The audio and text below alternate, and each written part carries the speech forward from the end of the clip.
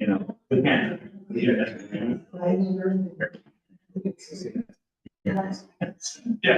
Yeah.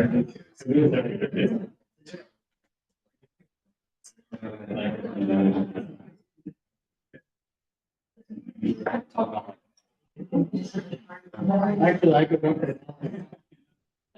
Yeah, it's good. And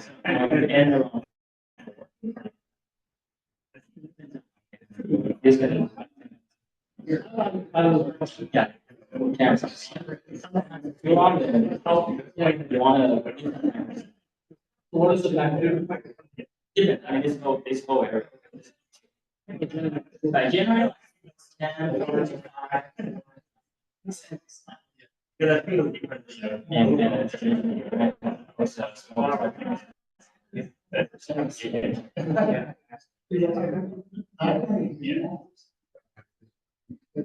Okay, everyone.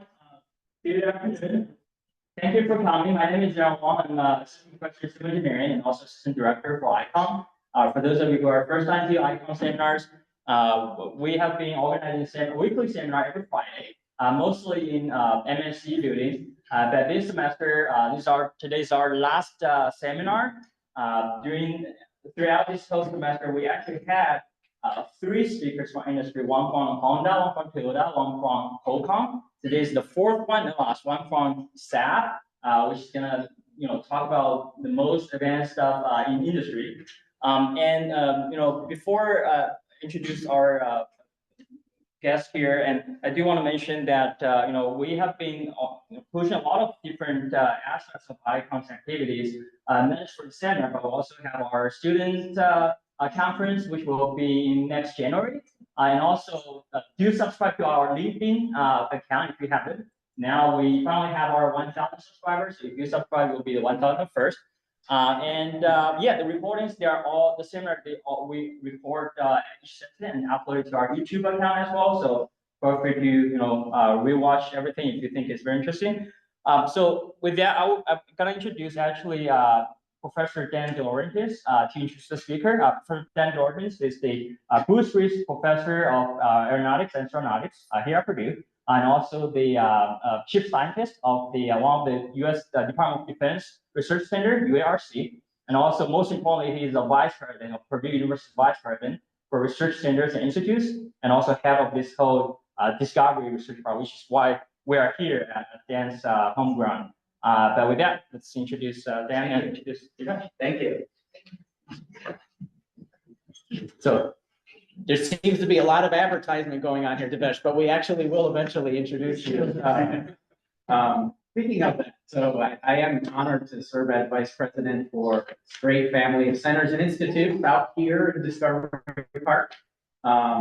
Discovery Park District Centers and Institutes. Well, my goodness, we happen to have here to tell you. So I know probably many of you, and I apologize for our online participants. You can't see the beautiful poster that I'm pointing at, but we have a wonderful family of centers and institutes out here. And just real briefly, and this may be of interest to Devesh as well, if he's not already aware.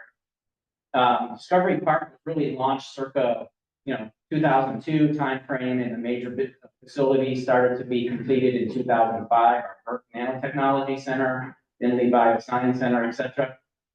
And the Burke Center in particular, I'll just use that as an example, really was one of the early world-class facilities for all things nanofabrication and what became key components of semiconductor research and manufacturing research. And fast forward many generations of research and exciting things that happened there. And then recently with the CHIPS and Science Act here in the US, the amazing influx of research dollars for both research and development in the core technologies, the physics, but also the manufacturing and design. And so Purdue's just been at the forefront of that.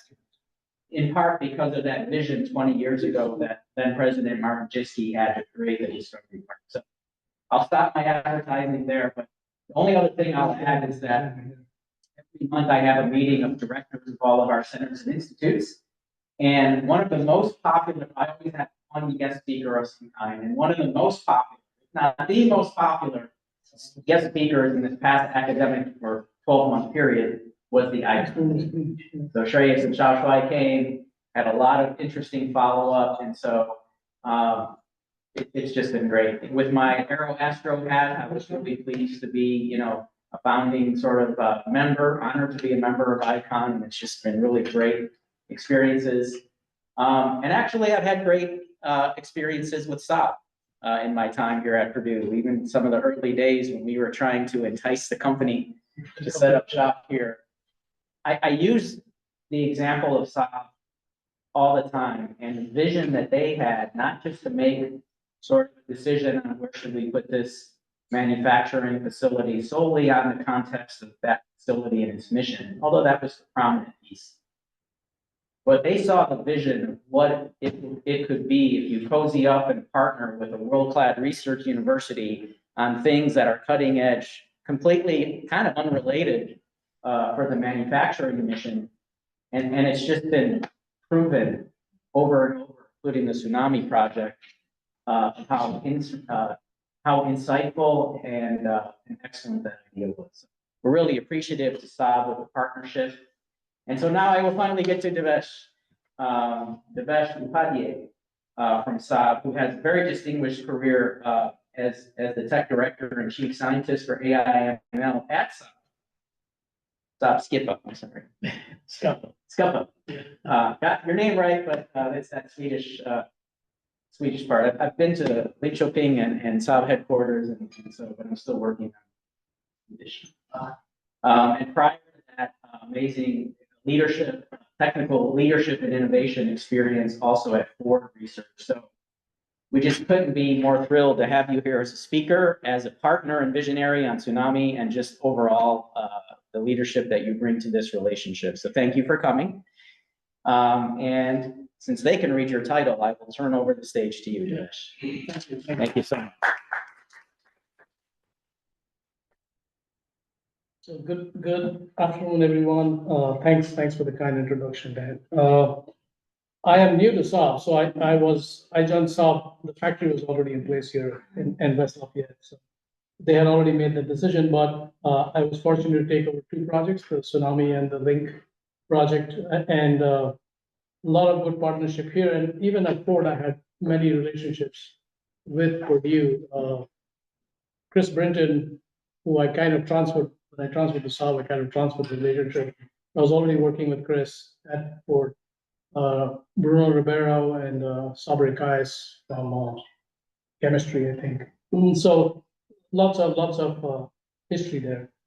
So what I'm going to do today is, since I think this is the last seminar for the, I didn't want to hit you with very heavy duty equations and bore you to death. I'm going to give you some interesting insights into how you build things in the industry, but I'm also going to transition and give you some insights into how is machine learning, artificial intelligence, and things of this nature impacting science and engineering and education in general. Because I do similar talks at universities, and I get a lot of perspective and questions from students as to how is this impacting us.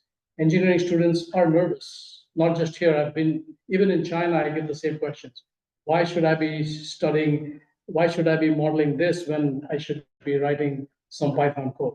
So there is some nervousness there. Engineers in industry have the same challenges as well. So I'll talk about that as well. And if I have time, I'll also hit upon something which is even newer, which is quantum computing, and how that is poised to change a lot of things. So those are the three chapters of my talk that I'll go through. But before that, I would be remiss if I didn't talk a little bit about SABB. SCAPA. SCAPA is the innovation hub of SABB Inc. or SABB USA. Three divisions: land, air, and sea. They don't make cars anymore. Everything is pretty much battle space and defense related. This is the boat that we have been advertising pretty heavily. People who were in the tsunami demo today saw this as well. This is supposed to be one of the fastest combat boats, 50 knots.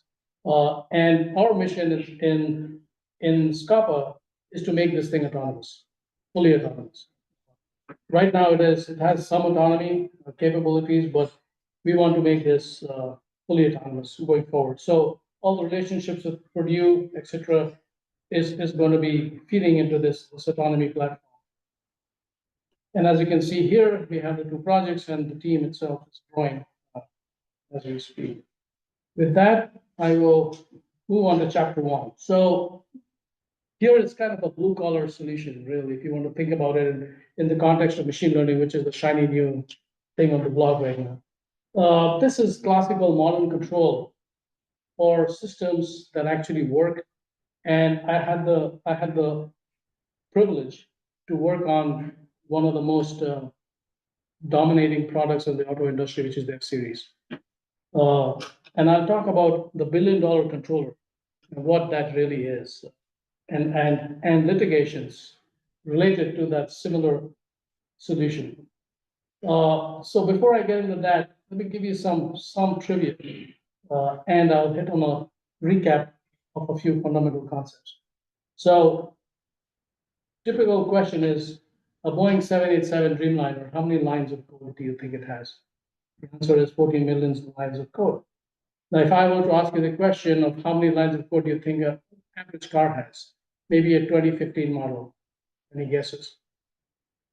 2015 model? 2015, yeah? 5. 150 million lines of code. There's 70 or 50 to 70 distributed controllers working in a network, exchanging, this is not even AV, exchanging data at that rate. And these things have to last for 150,000 miles, what's called the full useful life of a vehicle. So you cannot design something that just works, till you've written your paper or passed your exam. It has to work. It has to really work, and without any assumptions on operating conditions. The driver is the biggest disturbance that you can imagine. Go ahead.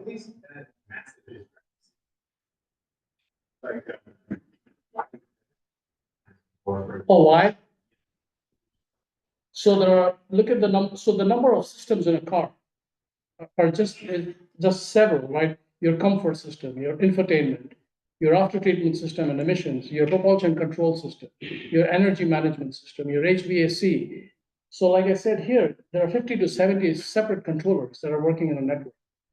And all of these things are creating information, consuming information, making decisions while trying to keep user experience at the highest level, keep you safe and get you from point A to point B without trying to hurt your wallet. So you have to have those MPG numbers that you see.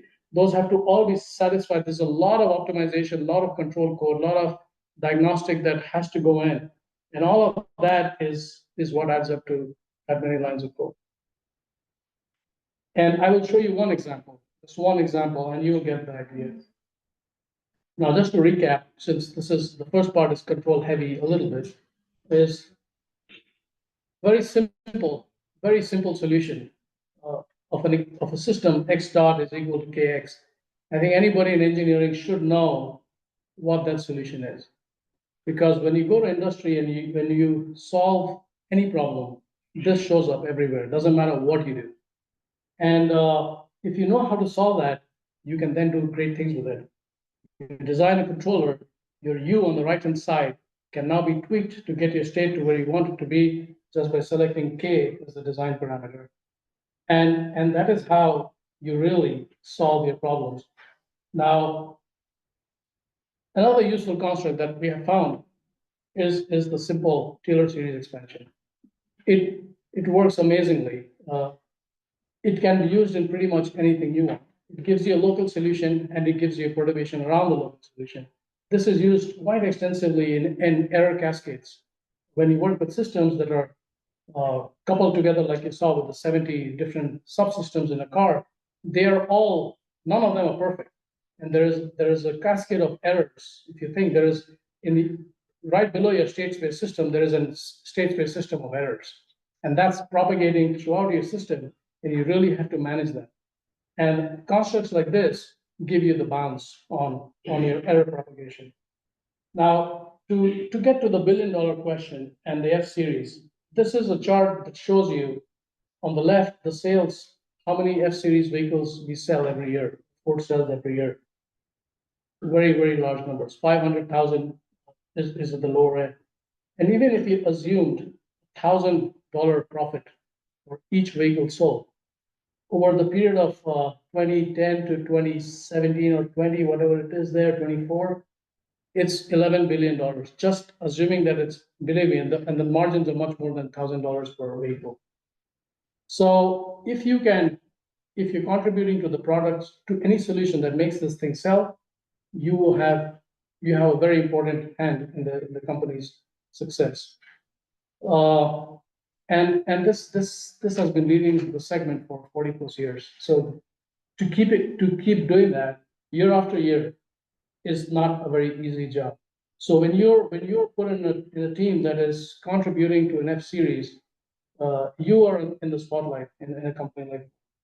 And this is where the problem I'm going to talk about becomes so important. And the market entry, the entry to market is not so easy in the automotive space.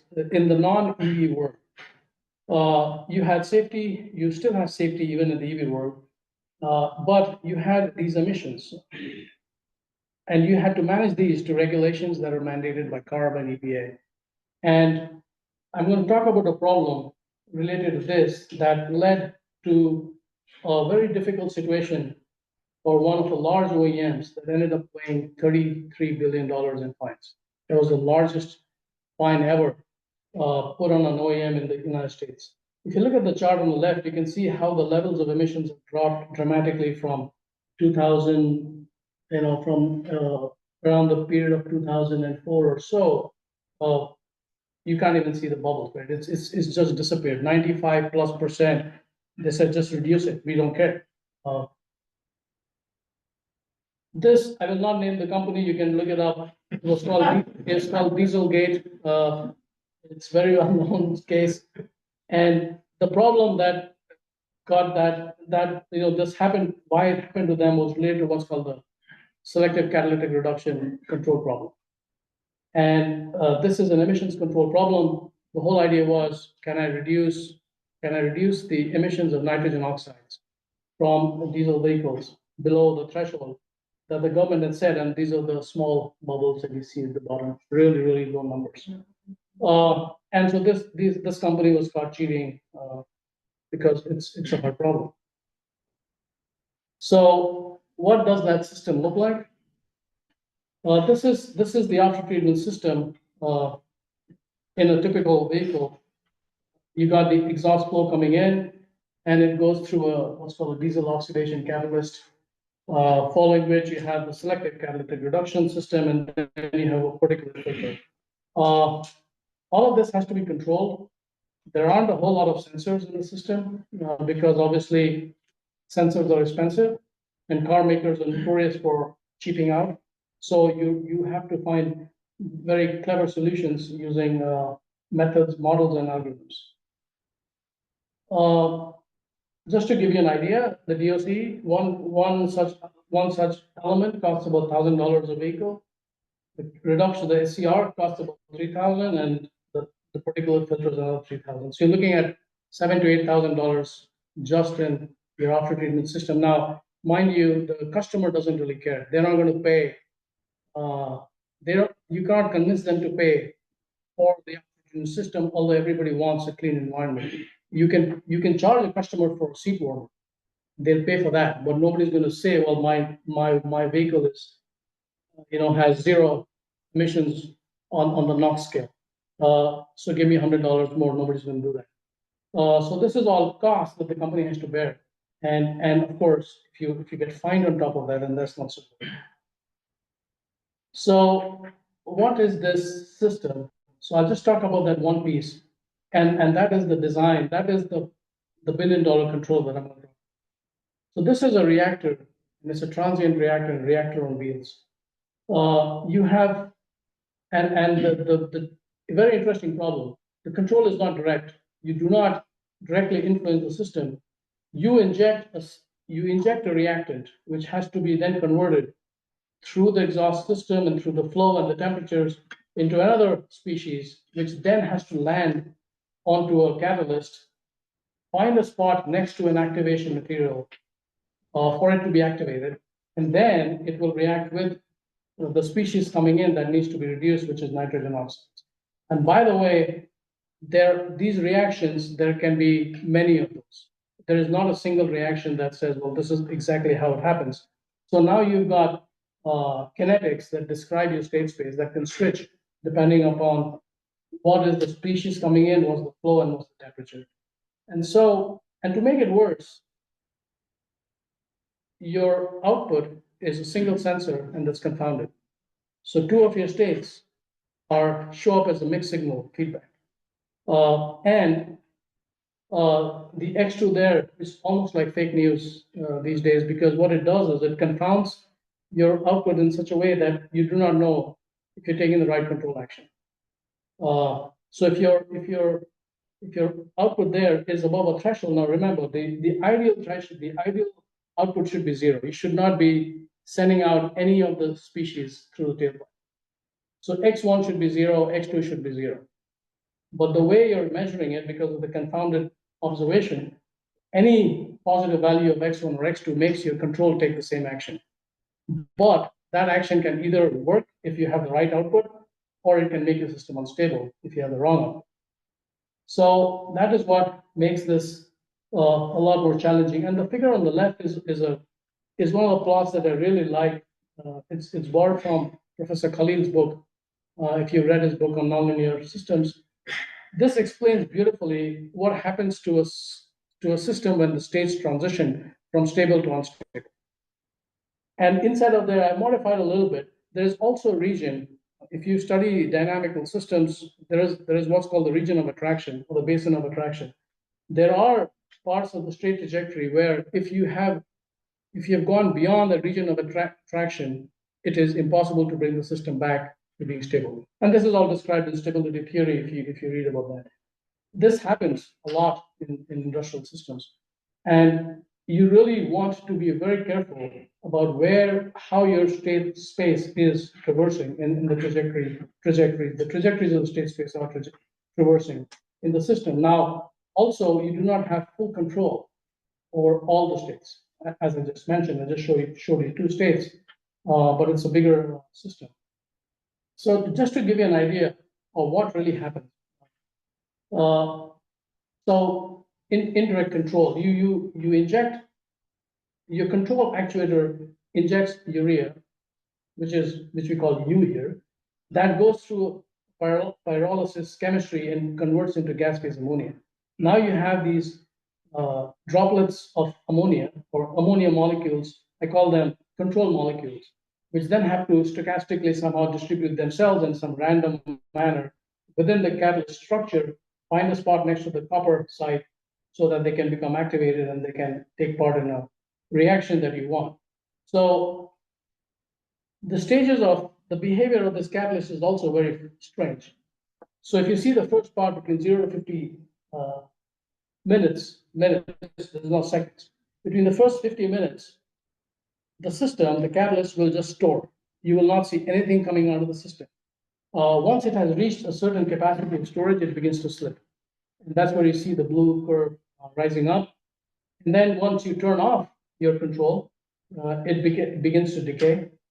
Now, this was all held at a fixed temperature. At about 250, if you ramp up the temperature, you begin to see that other spike. And that is the second kind of storage. So there are two ways your control molecules are stored in the system. The first part is stored on the surface, which has a very fast time constant of reaction with species that are coming in. The second one is what's called deep storage. It's deeper in the zeolite structure, and it has a very, very slow time constant. So it doesn't even react. It has to first come to the surface, transition through phase transitions, and then react. But if it's sitting there, not being depleted, and you hit it with temperature, it's just going to come up. So this is like wasted control energy, if you think. So So just hitting it with a lot of ammonia to reduce all the nitrogen oxide is not a good idea, because you're setting yourself up for slip. And we do not want the slip for the same reason I said earlier, because your output is not going to be confounded. So this figure explains that behavior very in a simple way. That red line is the cumulative amount of the species ammonia that you have stored in the system, and you always want to be below that. If you're above that, this thing is going to come out, and you don't want that. So if you're going from low temperature to high temperature, you see immediately you have a delta, right? Because you can now only store a smaller amount of ammonia. You had started from an initial condition where you had stored more. That delta is going to come out. And so the only thing you can do control-wise is to stop your control or injection to zero. But that doesn't do anything, because what it does is it does not add to the slip that's already happening. The slip that's happening is because you had deep storage. And so the only thing you can do is wait for it to dissipate. Now, there are species coming in that can react and reduce some of that, but that's a very, very slow reaction. So in the near term, there isn't much you can do. If you're going from low temperature to high temperature, from high to low temperature, you want to add more, because the selectivity of the catalyst at lower temperatures reduces. So you need more reactants to get the thing going. And also, when you are on or above that red line, you lose observability. So from the control point of view, you've lost controllability, you've lost observability and controllability, and you're wasting your control effort. And that was published. We had published in a paper back. That was one of the earliest works when we were establishing the behavior of the system.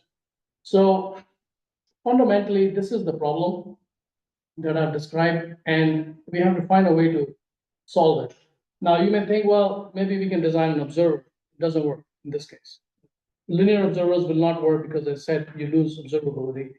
Non-linear observers were tried, but they show very poor performance, especially because the timescales of the kinetics are so different. So what you had to do was you had to disambiguate. You had to separate the two signals in the mixed signal output, and you had to use some sensitivity-based control. And just to recap, the performance objective was really to keep your storage such that you maximize your performance of the system, and that is kind of a Pareto solution that you want to hit, except you don't have a whole lot of control and your output is confined. So we started putting this control system together, and as you will see, this is nothing very fancy here. You want to really manage how much feedback, how much feed forward you can inject into your system. You obviously has to be model based. So we had a full model of the system kinetics embedded in the controller. It was probably one of the first ones which had a full chemistry on board. And then you obviously have to have adaptation. So we built an adaptive law. And later on, we even built a disambiguation algorithm to separate the two species to make the control more stable. To recap, why is it so hard? Well, there are a whole bunch of issues. Another big one is the data that's collected to model these things is collected in a lab. You got a 1 inch by 1 inch plug that is almost operating as a 0D system. And you now have to scale it up to a 12-liter system, it's almost 800 times scale. So everything you've identified on the small plug, you hope it works when you scale it up that way. Now, it doesn't work, obviously. So you have to go back and retrain and redo all your calibrations and all your identifications in the field. This picture on the left is what we ended up studying, where the ball in the middle, the little red circle there, is your initial condition. Depending on how your system is changing in terms of the parameters of temperature, flow, the way this vehicle is driven, you can have all these trajectories in the state space. And again, like I talked about the Khalil picture, you really want to be in a trajectory that allows you to return to stable behavior. Like I said, for that, you had to disambiguate. So we created an algorithm where we could separate the two signals. And the plot on the right shows you that, depending on which species is being sensed, you still get the same signature. So that is the reason why you need to disambiguate. Now, we put all this on a vehicle and we started testing. And so those of you working on the link project, when we talk about self-healing, this is self-healing happening in real world. So if you look at the picture on the left, you start off with some initial state and the numbers tell you the transitions. At about stage 2, you have reached a very high level of performance that you want, but you also now begin to see the slip of the species that you don't want. The X2 begins to come out, and the system has to self-correct. So the trajectory 3 is where you're learning what's going on, and you fix it, you learn, and you correct, and you see trajectory 4 coming back to the state where you should be. Same description on the plot on the right. It's telling you how you adapt and control and change these things. Now, this disambiguation algorithm that we proposed and used here was later converted into people who were working in the industry to make a sensor, a real hard sensor. That came out to be about $100 a unit. So if you think about 500,000 trucks being sold every year times $100, that was the kind of money we were saving by this algorithm. More behaviors. I talked about robustness. So you start perturbing the system, you intentionally introduce errors, and you see what happens. And the plot on the left shows you how biased high, biased low, given some time, it learns to adapt, it comes back to within the boundary of accepted performance. Now, we cannot hit exactly because the system is so stochastic. So we intentionally do a limit cycle and keep the performance in that manner. The plot on the right, again, showing you bias in the controller, you bias high, bias low. Either way, you learn and you correct all these biases. One of the things that you have to do when you release control solutions in the industry is to study the long-term stability behavior of your system. And the plots over here, again, are showing you how in a phase space, the phase portrait, how these things evolve as you introduce biases, as you drive along, you put more miles on it. And in each case, as you can see, the system will reach a basin of attraction stable behavior, although it may lose performance. And that is expected as the system ages. But ultimately, your system still has to remain stable. An example of an unstable behavior is this red trajectory on the plot at the top left. And you don't want that because you're losing valuable performance. So what did this take? This took us about, from 2003 is when we started working on this project. And in 2007, we had the first prototype that we released. That was about 2 years before the model year deadline. Well, we had it in 2006, actually. 2007 was the model year. So we had it a year earlier. Now, along the way, you start with fundamental research, which is really fundamental. You get into the it's almost like working in a university at that point. You get IP, you get publications, you get down to really down into the weeds of figuring out the system, and then you start making this thing more usable in real world. So you start progressing. There's a handshake between hardcore research to product. And that transition between research to product is not easy because now in the research phase, you work with all these assumptions that begin to fall off once you start introducing real world constraints and scenarios. So that has to happen regardless. And that's where things like robustness and uncertainty analysis have to come in. Verification, validation are big. Of course, you do a lot of hill, sill, and vehicle in the loop testing. You drive across the country, as you see those red dots in the map. Many miles, and then in the end, when you're happy, you go out for certification, and then you're ready to sell the vehicle. And that is the first release, and then you keep updating in a CI/CD sense your model years every year. Of course, the government is also continuously reducing or making it more difficult in terms of the regulations. So almost 4 years, about 50 plus patents on this, many publications, universities were involved, and several groups tons of dollars and spent, and in the end, you have this product that was bringing in tons of dollars as well. So that was the industrial solution that I talked about. Now, what is happening with the AI landscape? So this is chapter 2.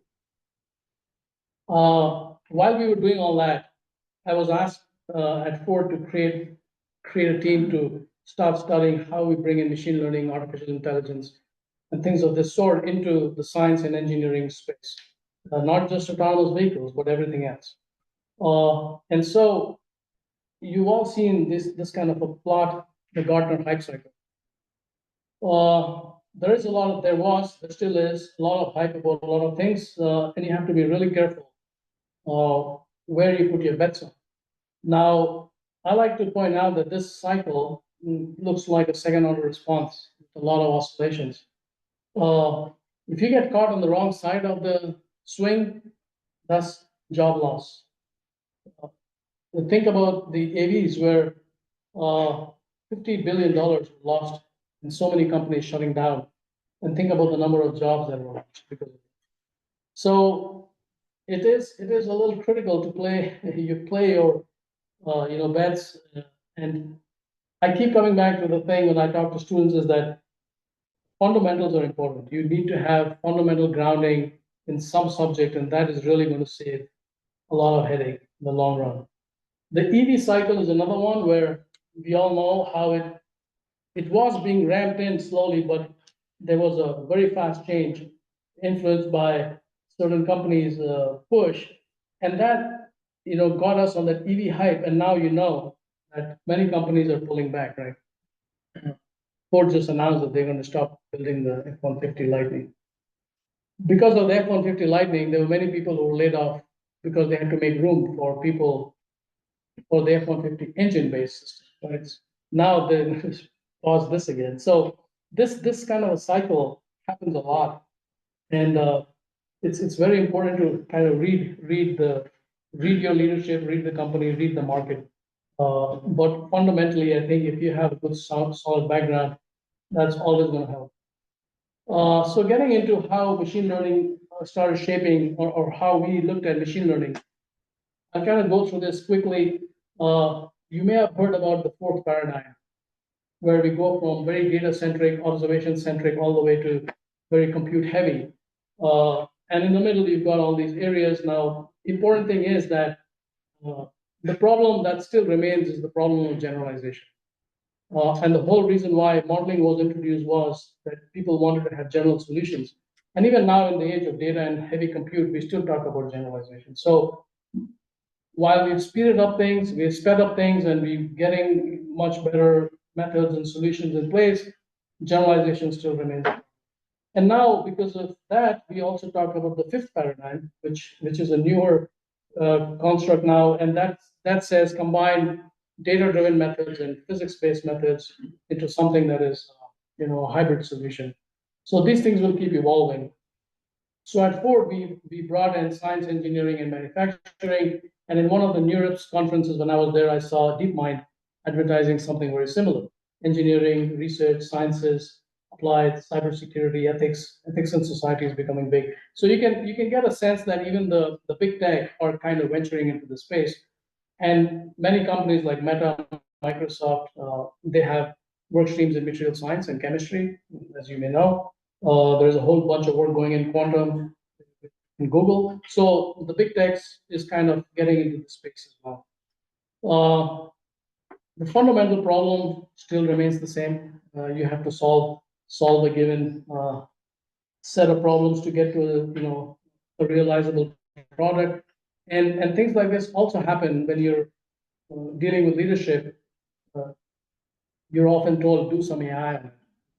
That is a term that is so bizarre. And it's kind of like just a miracle will happen if you just sprinkle some AI dust. It's not that simple. So what did we do at Ford? When we started experimenting with these research vectors and trying to see where and how to spend some of the research dollars on machine learning and where to introduce that. The first problem we looked at was manufacturing. So this is the problem where we had 3 lines with 3 different products, all merging into a single assembly line. And the problem really is a big optimization problem where you had to select which model would you put on at each of the entrances so that overall you were hitting your targets at the end of the day. So you had to pick and choose. Do I let model one go, model two go, and hit your targets? Now, this approach was done manually. People would just look at their historic experience. The subject matter experts would walk around with walkie-talkies. If there was a bottleneck, they would just pull things off the line, and the manufacturing system kept going. We put in a reinforcement learning solution to this. We tried to see, well, what would that do? And believe it or not, we found an answer that was rejected by the SMEs because they felt very uncomfortable adopting that solution. So when you hear about RLHF, we were doing that back then. So what did we do? We said, fine, let us first tune the RL back and make it perform just like the human. So we gave it the dumbest solution that it could think of. Once the human was confident that I believe the system, we started cranking up the RL's capability and started showing the human what else could be done if you were to use this thing or these solutions. And what the solutions that the RL came up with were things that were beyond human bandwidth to imagine. That was the whole problem. That is exactly what happened with AlphaGo, right? It won because it pulled a move that humans wouldn't think of. That's exactly what happens here. When you go to a very high dimensional space of solution, these techniques have the capacity to come out with something which you cannot analyze on your own with pen and paper. So finally, this was put in place. And the benefit was that typically when you change the line, it takes about a week for the system to catch up based on heuristics. We were able to reduce that time by about 6 days. So within a day, you would come back with the transient and the change. So for example, Christmas coming around, they will suddenly say, well, we want more of this model and less of that. But your whole system was stacked for a different set of ratios. So we could fix that in a day using this method. So that was a success story. The second one was robotics for manufacturing. This is always a touchy topic because it directly relates to job loss. But anyway, we tried this, and here the problem we tried to solve was trying to do a assembly of the Mustang trim. Let me see if I can play this with you. Somehow it's not playing. Static. Oh, there. Anyway, so what we did there was, let me see if I can speed this up.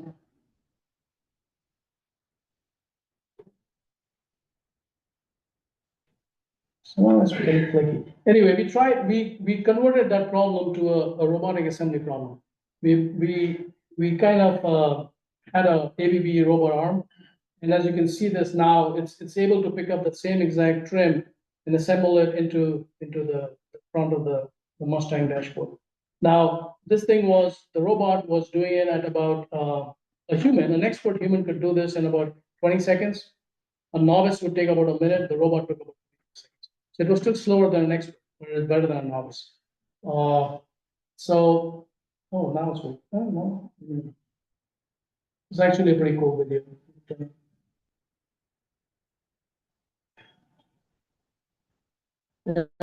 Unfortunately, it's not working. Material science. This is another area we looked at. Why? Because typically it takes about 6 to 10 years to discover new materials. And there's a lot of trial and error, a lot of lab work, a lot of wasted materials, a lot of wasted man hours. So the idea was you have these very high fidelity images from electron microscopes and ion beams. People were just looking at it like manual X-rays and making a call. Obviously, it's very difficult for a human to look at a microstructure like that and understand what's going on. But of course, the experts can still tell you something.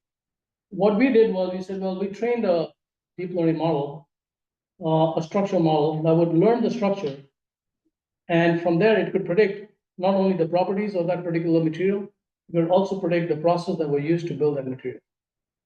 Once we trained that model, we also trained a diffusion-based generative model here we show again, but it was later we changed it into a diffusion model, which would create artificial microstructures.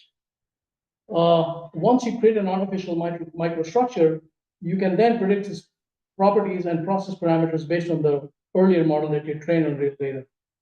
Once you've got that, you then start analyzing the properties of these synthetic models according to some optimization that you want to run on in terms of, let's say, cost, property behaviors, and things of that sort.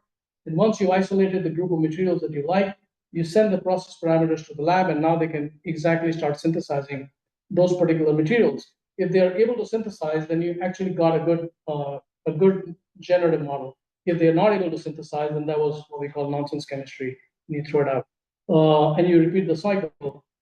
Once you've done this enough times, we could reduce the time of discovery of new material from 3 to 4 years to about 6 months. We actually discovered a new material using this exact process that the company was wanting to, while there were people actually trying to do it manually, we discovered it much faster than that. So this is another great area that was very useful. Now, this is where we also started looking into we looked into uncertainty, the evolution of, like I said, nonsense chemistry, because generative models have a tendency to do that. How do we quantify these, the metrics that go with this, all this? How do you say that, when I create this microstructure here, which is generated but looks very real, how do I say that it is really something that's useful or it just looks good? In the microstructure world, it's very difficult to figure out.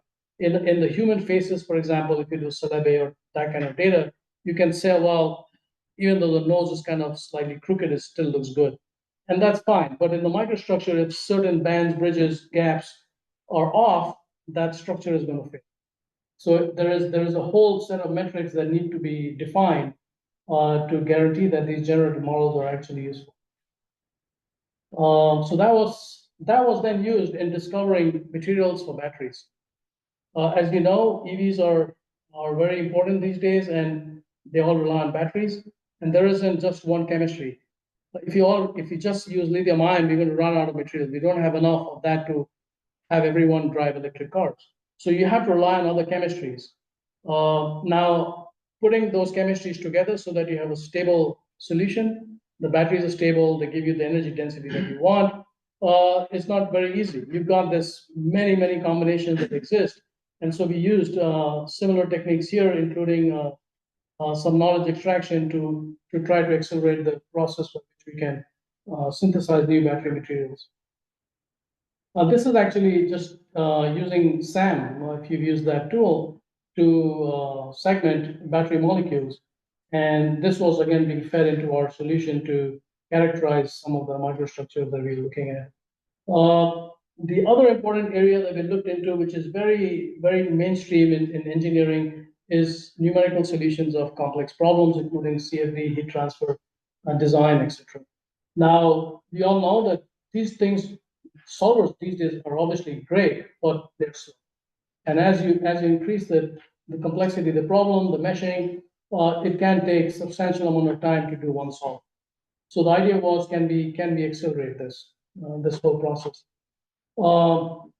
This is basically the justification of why you want to do it. You want to reduce the cost and you want to improve performance. So this was at that time in about 2018 or so, the whole field of physics-informed neural networks was becoming, people were beginning to talk about it. We got involved with the team at that time and started looking into this, and made some good progress on neural PDE solutions that actually created 50x to 100x speed up in traditional solve. And if you're interested, there's this really long 70-page paper out there in archive. If you're interested, you can read this. This is still going on, and this actually forms the basis of Julia Hub if you're into Julia. So I'll skip this, but this is just a very simple example of what you can do with physics informed. Where if you try a simple solve without regularizing with the physics, then you don't get such a good answer. But if you regularize with the physics, then as the bottom plot shows, you get a pretty good solve. So these are some things that are also very interesting in the engineering space. And this basically explains how the PINS framework works. you basically have a network that learns these functions, and you regularize with your known models. And so thereby you're constraining the error with some of the physics that you already know. And in a way, you're using some priority. So that's a good priority that you're using. Well, we tried that in modeling batteries, and we were able to do the inverse solve. We were still working on the forward solve, which is a little more difficult. And actually, there was a gentleman from Purdue, Sukir, who was working with us on that particular problem. And then there are other variants of this. There's this whole group from University of Washington with Nathan Kurtz and group. They do a lot of work with Cindy and DMD and decompositions. And of course, Koopman is becoming another big topic where there's work going on here at Purdue in that space as well. Koopman MPC, Koopman control is also catching on. This is again a simple example of how you can use this stuff, machine learning methods for industry. The plot on the top shows you fuel injection. So these are injector images that are taken with high velocity imagery, and people were processing these manually. Again, very slow process. It's very easy to train a network on this to tell you the spray patterns just based on images, and so we could speed up the process quite dramatically to start iterating on injected nozzle designs. The one on the bottom is actually very interesting, where we started looking at shape design. So if you look at the cars, the silhouettes there, this I borrowed from Toyota TRI's work, but prior to TRI, we had already solved this at Ford, where you select, you generate a geometry or a silhouette of a car that you would like to build. So the idea is that normally the designers in these studios will go in and handcraft these shapes, and they say, well, this looks cool and it's different, let's make this car. We said, well, that takes a lot of time, so why can't we just generate silhouettes that will look good based on, let's say you want to make your SUV look like a sports car. So what does that look? So you start combining these features, and you come up with these designs, and then you pick the designs that you like, but you also then attach a CFD solver, which is a pin solver, to say, well, what does the performance of this particular shape look like in terms of drag coefficients, for example. So we created that whole loop, and we were able to come up with some really cool looking designs that were feasible to produce. And later on, TRI actually was, I didn't know at that time, but they were also working on the same problem, and they released a whole suite of this shape optimization for the vehicle design. So that's another way you could use this kind of stuff. Quality and warranty is always big. Here you've got, now with connected information, you can stream data from multiple vehicles, and you can now start learning about the behavior of the whole population. So here we're using federated learning, we were using uncertainty quantification, we were looking at, of course, a whole database system and how do you manage all of that. And then based on that, of course, we were able to do some pretty neat early warning systems where before it became a quality issue, we could actually flag those. And this is an example where the Ford Mustang battery drain problem was not being, the quality people were not able to solve it. We were brought in and we tried the tool, and we found a solution in 2 weeks. So this solved a 6-month-long problem in 2 weeks, saved a lot of headache. Computer vision, I'll kind of skip this, but I'll show you something cool. Is today we're talking with Shreyas on sim to real. And so here we were looking at physics-based simulations where there are certain things we're interested in, was things like glare, things like how does light bounce off of particles like fog or rain, because this was beginning to be an issue in autonomous driving. And so we looked at physics-based rendering techniques, studying. So if I toggle this, you'll see the scattering of light off of fog and rain. And we later studied this for in low light conditions and glare. The idea was you see the deer standing in the middle there, in the middle of the road. Can you see it? Can the model see it? And so this kind of stuff was being used to create synthetic data, which is more real in the sense, not real data, but pretty close to real data. And you combine that with real data, you have better models. So that was something that was happening as well. And then this was a problem that we did where we co-optimized the hardware and the software so that we can run deep models with less compute or reduce the number of flops. And so this is work that is in the NAS domain, neural architecture search, and we were able to reduce compute by about 11% in an existing model. So these are kind of things that are kind of led to the evolution of SoCs now, which are driving a lot of the machine learning solutions on edge. I'll skip uncertainty because I think maybe running out of time here. 357, okay. This is something that I think I should talk about a little bit is when we are designing things, we design things in what's called the ODD, the operating design domain. You make assumptions, you design things, you build things, and then you have to deploy it. When you deploy it, you're in the what's called the operating domain. There are a lot of things in there that you haven't seen during the design phase. And these are what you tend to call corner cases, edge cases. It becomes an open set recognition problem really, in the machine learning jargon. So the question, of course, is again, this is a generalization problem. What do you do? Just to give you an example, if you were to rate a safety feature in a vehicle, and if you know the rating systems, they're called ASIL, autonomy, automotive safety integrity level, and they go from A to D. At the highest level, you have to demonstrate things like one failure in every 10 to the power of 9 miles of driving. That is just ridiculous. There's no way you can do that.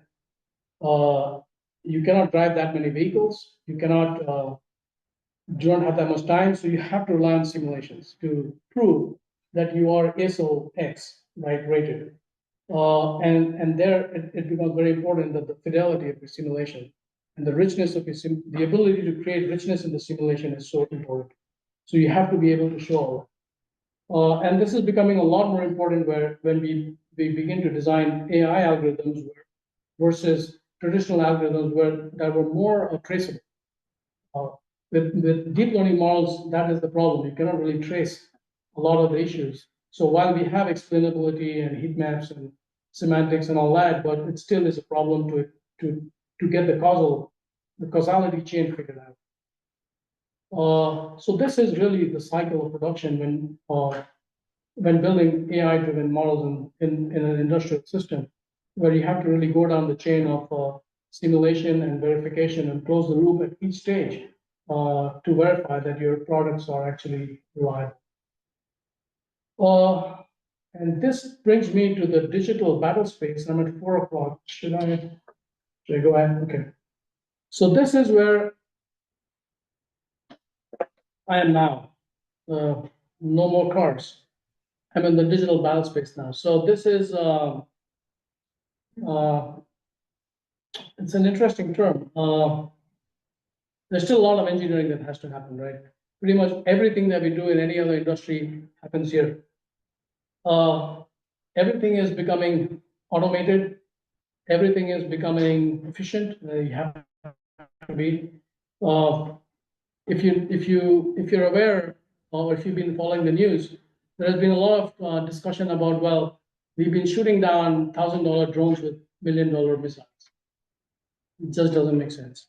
So you now want simpler solutions, and that is getting into the stage of what is called attritable. So you get these things that are one-shot missions, cheap, get the job done, and then whether they're recovered or not, you don't care. But then you have to have your supply chain figured out so that you can make these things fast as needed, and you can make them on the site where they're needed. So if you look at this cycle here, I picked this from one of the defense sites. It looks like any control system. You observe, you understand, you make a decision, and you act. There's nothing different. It's the same. The use case is different, of course, and the implications are different, but the loop still exists. And so this brings me to what we are doing at SABB with the boat that you saw. And we're trying to make this fully autonomous. It has on it, the current autonomy stack is called Ocean Core.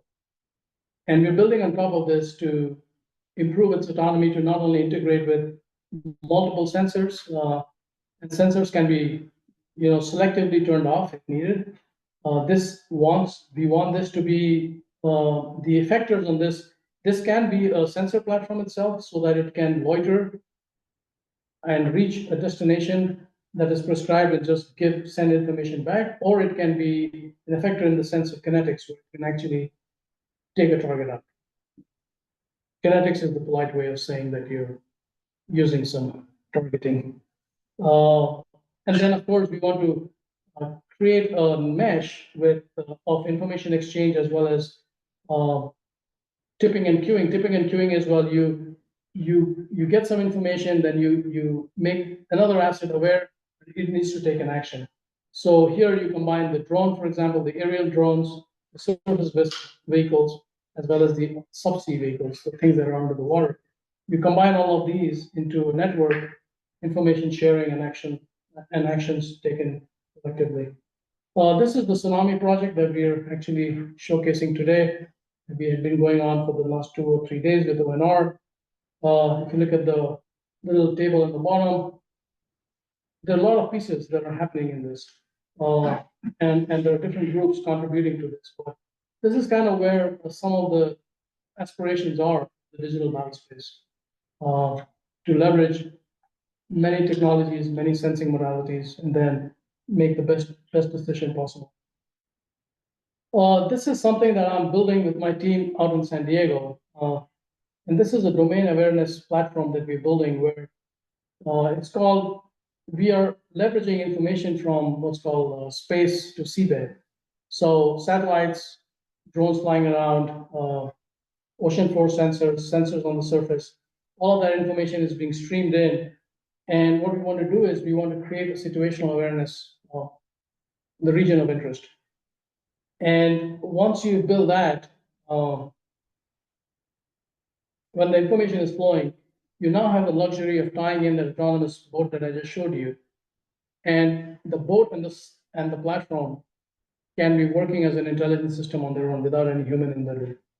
Right. So if for example, one of the use cases, for example, is let's assume that there is illegal fishing happening, and that is detected, the boat can be informed, it can go to that site, it can either send back more information or it can scare off the illegal fishing boats. So those kinds of things that's emergent behavior that is coming out of this. This whole collaboration between data flow and modalities of autonomy that we are looking into. And this kind of explains that in the top, but the bottom plot chart talks about the same thing, except it's now doing what's called eDNA. So we're doing DNA sampling in the waters of, let's say, the Great Lakes. And we are mapping out, so we got these underwater autonomous systems that are driving, moving around subsurface, collecting samples, and that information is being sent back to map out the genome or the DNA spread within a given body of water. And agencies like NOAA or the Geological Society, they would like to have all this information, fisheries, to be able to manage the ecology of these water bodies. So this has many applications, including offshore wind platforms, and as well as outside of the eDNA, you can also look at cables, subsea cables, gas lines under the floor and under the sea, on the seabed, that you probably have heard have been attacked recently in the ongoing conflict in Europe. So these are some of the tools that we use for underwater or subsea navigation, as well as information gathering. And the plot here, these figures here show reconstruction of objects under the water. So subsea perception is more difficult because it's so murky and cloudy. So we use sonar and optics and radar to recreate these objects. And so these are some examples of what can be done. This is an example of where this is where the Marines were very interested, and they want to understand group dynamics. So here you're using wearable sensors, collecting information from the groups, and from there you're now beginning to model levels of stress on an individual level as well as the collective stress within a group given a task. So they want to be able to come up with these models so that given a scenario, they can pick soldiers at random, given their past performance under certain situations to come up with the most optimal team. So that is the whole idea. So we're now trying to model. So obviously they don't want very heavy sensors or very expensive sensors. They want cheap sensors, but want to be able to model all this. And of course, the important thing here, what I'm trying to show is you want model group cohesion, which means the group should perform in a stable manner in system dynamic sense again. This is a project that we are currently doing on ethics in the battlefield. And this is actually a very difficult problem, right? Because you really have to trade off the mission objectives against the ethics of humanitarian law or the rules of engagement. So how do you do that? It's not solved. We are working on it. We don't know what we'll get, how we will be able to quantify ethical behavior from observations and then help the commander, for example, to take the right action that's ethically defined. So that's a challenging problem that we're working on. And just some tidbits on working with SABB. Well, we do hire people, we do have internships, we do work with university partners, either directly or indirectly through government agencies. And topics of interest, at least in my group, are predominantly machine learning, autonomy, control, design, data analysis, things of that sort. With that, I think I have reached the end. Happy to take questions.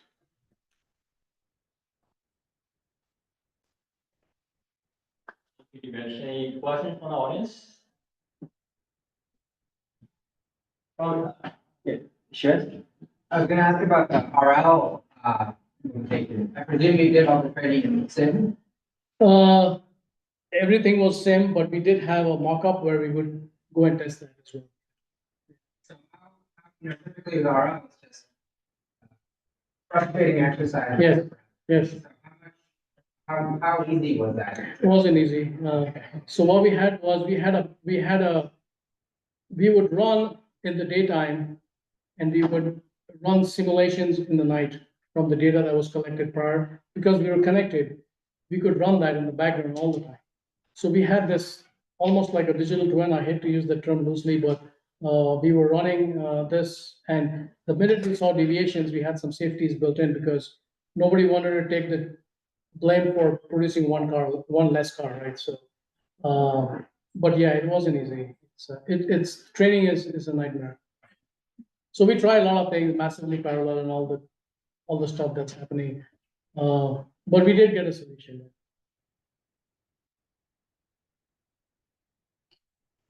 Well, Devesh, I do have this general question now. I've been wanting to ask you for a while, doing those two panels research.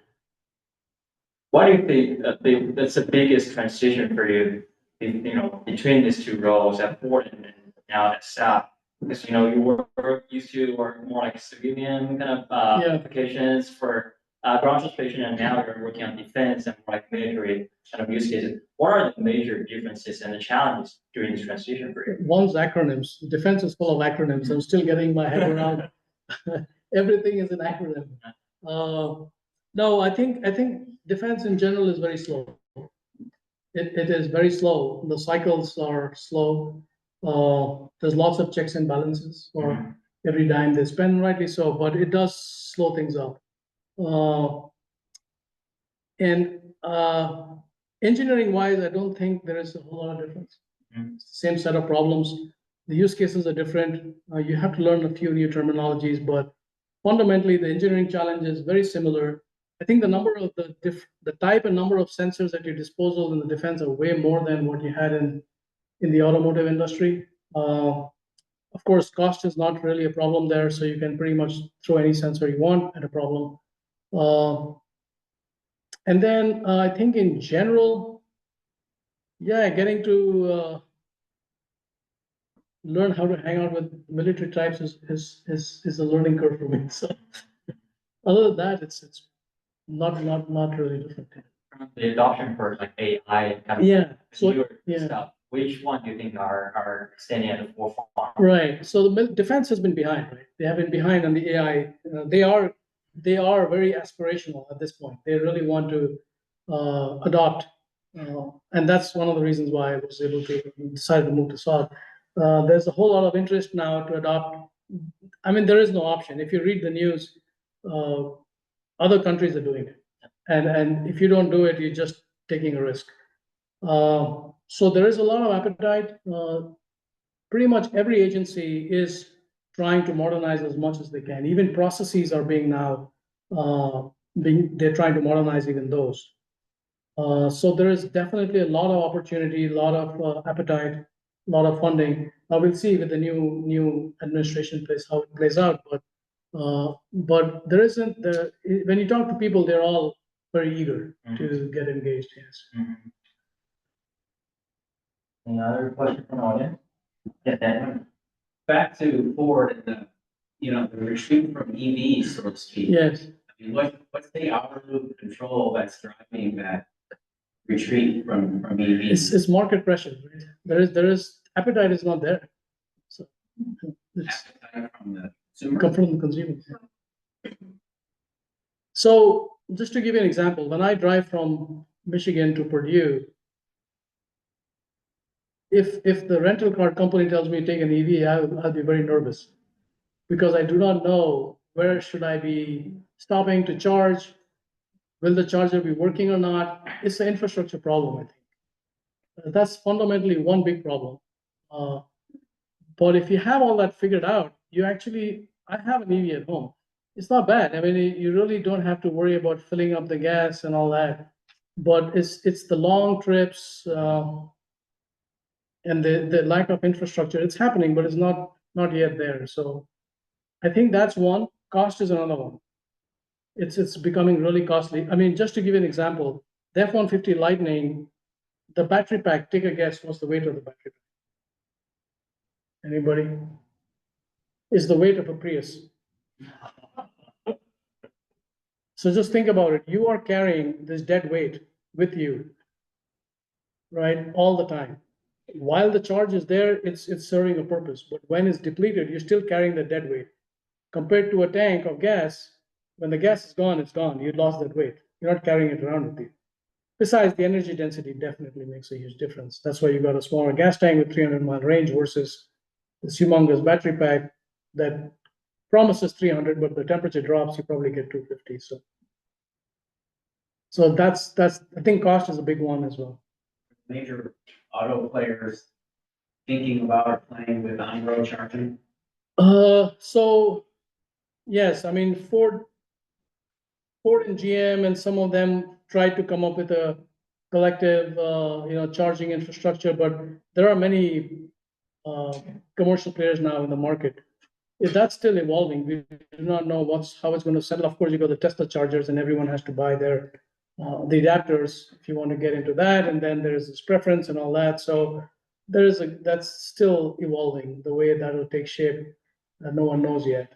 But again, with the fluctuation of the EV demand, the appetite to build chargers may drop. So that is one of those unstable loops that you get caught in. And I don't know, we still have gas is still what, $3 in Michigan, so no one's really complaining. It's 6 or 7 in California, so I think they're more unhappy there. But yeah, I think it's so. There's this very famous professor called Haywood from MIT, and he used to come and give lectures at Ford every year. So I remember in 2010 or so, we were working with him on projections for EVs, 2030 or so. And so his projection was that by 2030, a good policy would be to have about a 60-40 mix. And 40 EV, 60, and then you gradually ramp it in. the whole idea was that you build the infrastructure on the way. But we pushed it so fast without the infrastructure in place that people got a taste of it, but I don't think the appetite was built to support the infrastructure and the cost, and the OEMs were struggling to make money, so. It's a good study in marketing, I think, how to manage that. Probably one last question. I want to ask this on behalf of the students is, you have been working a lot with the universities, from industry perspective. What do you see the biggest gap between industry and future, right? For those PhD students who want to find a job in industry in the future, so scientific, things like that. What do you see, what's the biggest gap in between, the mindsets in this future? Well, I think there isn't a gap. There is a learning curve that shouldn't stop when you graduate, right? It has to keep going. Mhm. Because when you go from a campus setting to industrial setting, there's still a lot of things to do. And that's why I talked about the transition from research. You published a paper, now you have to make a product. That's not easy. So there you still have a lot of learning to do. I remember when I graduated, one of my advisors, by the way, he was the founder of Sliding Mode Control, Wadi Mutkin, passed away. He took me out for dinner. I say, how do you feel? I said, I don't really feel like I deserve my PhD yet. He said, yeah, you're right. You don't. He said, nobody deserves it the day they graduate. You will realize you deserve it 10 years later. Right now, you just got the tools in place to actually get it. And we give you the license to go and do it. So if you don't use it, then that's a different story. But I think there isn't a gap. It's just a question of how you adapt to industry and how you learn. The continuous learning is very important. So. Thank you. Let's thank our speakers.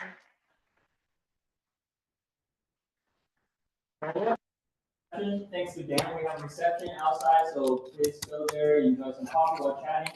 Devesh will hang around here for another hour or so. And thank you for coming to Icon Center. I will see you next year, and happy holidays. Thank